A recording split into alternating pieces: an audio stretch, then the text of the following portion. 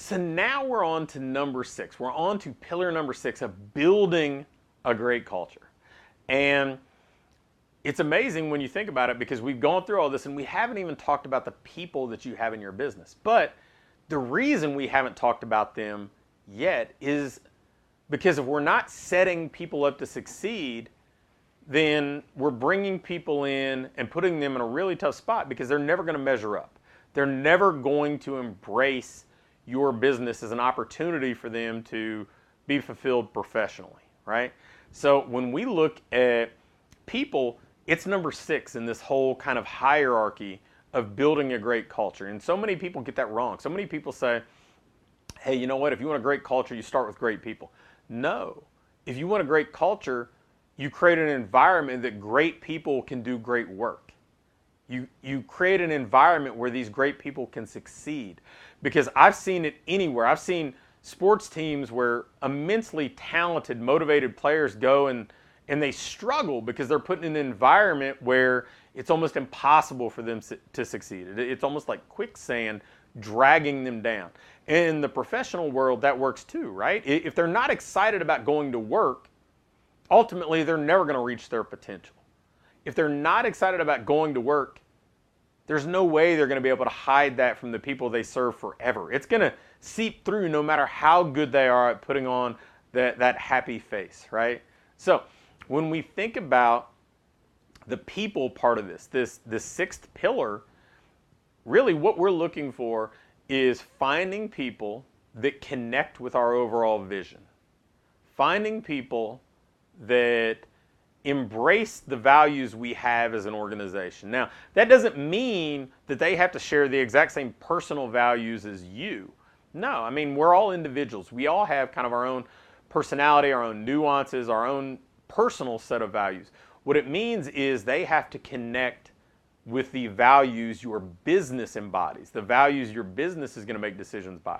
Because if they don't agree with those, then they're going to be making decisions in a different way, and it's going to make it tough for everybody to kind of be pulling that rope in the same direction. So if they embrace the vision and they understand not only where you're trying to go, but they connect with the why, now we've got a great starting point.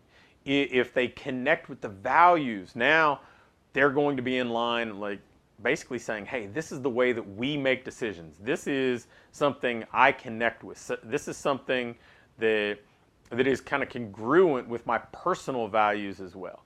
And then there's somebody that has the aptitude to meet your standards of performance, because it's one of the biggest mistakes that we make, right?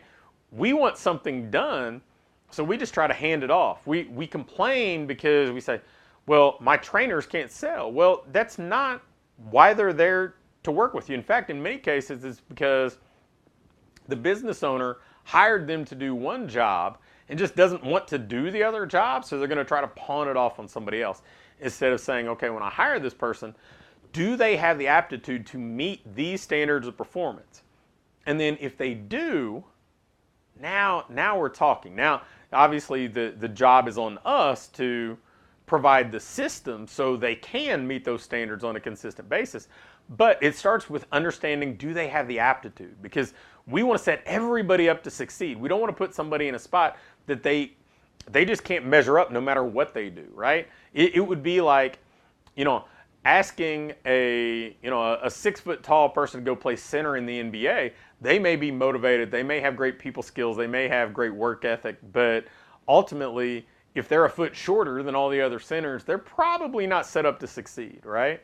So, it kind of gets back to that whole Peter principle where people get promoted to the point of incompetence.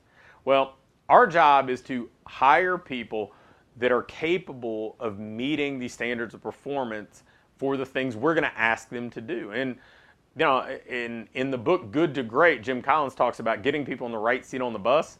That's kind of what this is. The seat where, okay, their aptitude, their ability meshes with what you're going to be asking of them so that they can do it successfully on a consistent basis. And then they can follow directions, right? I mean, we're creating systems, we're creating processes so that they can meet those standards of performance on a regular basis. So first, when we're hiring, when we're bringing people on our team, we kind of vet them through, the vision, the values, the standards of performance, and whether or not they can and will adhere to our systems or processes. Then we're just hiring fit. We're hiring people that have the intangibles, if you will, to be a part of this team. Are they good people? Do they have good people skills? Do they have good work ethic? Are they kind of a people person, if you will? Are they people who are excited about serving others? Are they excited about fitness as a whole? Those types of people, if you're setting them up to succeed with that other kind of criteria we just talked about, they're the people that will drive your business to an entirely new level because you've put them in the right situation and you've hired for fit rather than by resume. And I have nothing wrong, like no misgivings about somebody having a great resume, but ultimately hiring somebody for just experience is probably the worst thing that you can do, because you're going to ask them to come in and connect the dots themselves, right? They've done things in a certain way throughout their life. They've approached things in a certain way. And so if you're trying to hire maybe a coach that has a dozen years of experience, well, that's a dozen years of doing this in a way that isn't your way. And the only reason you need to hire somebody else is because your way is working well enough that you need more help. So we have to understand that the resume stuff is great if it's just a bonus, but they need to meet these other criteria first. You make sure that they align with the vision. They're willing to get with the program, and they're the type of people that can represent your business well and fit in with the culture that you have. So when we get to people, that's how we approach it. We set them up to succeed. We measure them kind of by that criteria as to whether or not they can be successful, because we only want to have people on board who can be successful in our environment. And then we can start to look at the resume. Well, hey, what else can they bring to the table?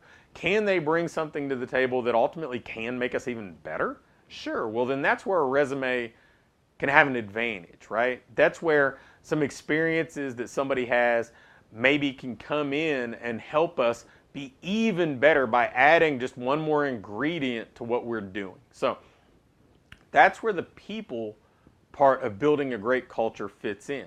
Don't get the cart ahead of the horse. Don't think that just by hiring good people, you're going to automatically have a great culture. Because if you hire the right people with the wrong infrastructure in place, I mean, number one, you're probably going to drive them out of there really quickly. But then number two, you're going to take, this potential aptitude that they have, and you're going to slowly kind of water it down to the point that they're just average performers because the culture isn't what it could be. I mean, I look back at my time as a college baseball coach, and I would see guys who would come in who basically could meet that criteria.